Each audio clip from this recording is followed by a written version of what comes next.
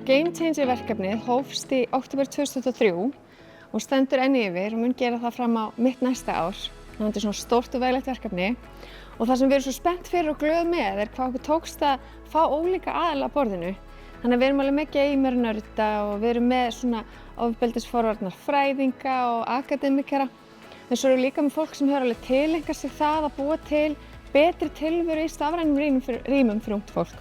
Við kortlögðum gerendur í stafrænu ofbeldi á Norðurlöndunum og komumst að því að þar eru því miður drengir og karlar í miklu meirihluta gerenda. Þannig að við hugsaum hvernig getum við svona trójuhestað okkur inn í rými þar sem að karlar og drengir eru fyrir og getum kannski svona komið í veg fyrir að vaxi fram eitruð menning sem gæti þá valdið ofbeldi.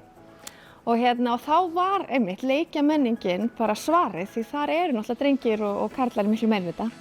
En það var semst í verkefni 1 og þetta er tvíliða verkefni og núna erum við óbúslega montin að vera að sigla inn í fasa þar sem við erum að tileinka okkur og fá til liðs við okkur stafræna unga sendiherra sem munu þá í raun og veru vera fulltrúar síns lands í norrænu samhengi og þetta er auðvitað eitthvað sem Erasmus gerir okkur kleift að gera, búa til brýr milli landan okkar og geta fært á milli svona bestu flaggskipsverkefnin sem auðvelda okkur að gera stafræn rými að þeim svæðum sem að ungt fólk á skil. Mér finnst náttúrulega svona jafningafræðsla bara yfir höfuð alltaf frábær. En þegar kemur að einhverju eins og internetinu, og þetta er svo rosalega svona concentrated í ungri kynslóðinni og það er bara greinilegt að þú veist, bara miðað við aldur, þá er svo stór munur hvað fólk er að sjá og hvernig þau upplifa internetið.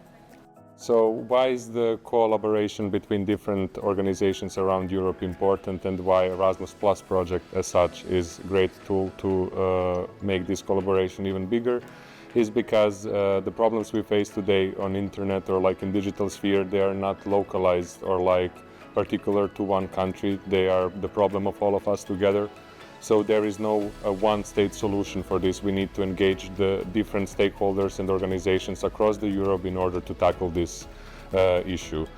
Þegar það kemur að ótta foreldra af internetinu og þau séu að banna eða mögulega minnka aðgang. Þetta er svolítið sama saga og með allt sem maður hefur séð í fortíðinni að þú veist, þegar þú segir bara eitthvað hart nei, krakkar munu alltaf finna sér leið. Og ef að þú ert bara að banna og þú ert að stoppa og taka af, þá eru það að lenda í því að þurfa að finna hættulegri leið. Þá eru þau að lenda í því að þurfa að fara framhjá þér og gera þetta á hættulegri hátt. En ef að þið eru bara með opna samræður þetta og þú kannski bara hefur aðgang að akkauntinum þeirra og ert kannski bara að vakta, þá er það miklu meira líklegt til þess að þú ert actually að gera það sem þú vilt. Þú ert að fá útkomuna sem þú vilt, frekar en þú ert að banna. Skilur, það er alltaf þetta svona hafa opna samræðu frekar en bara að cutta off alveg.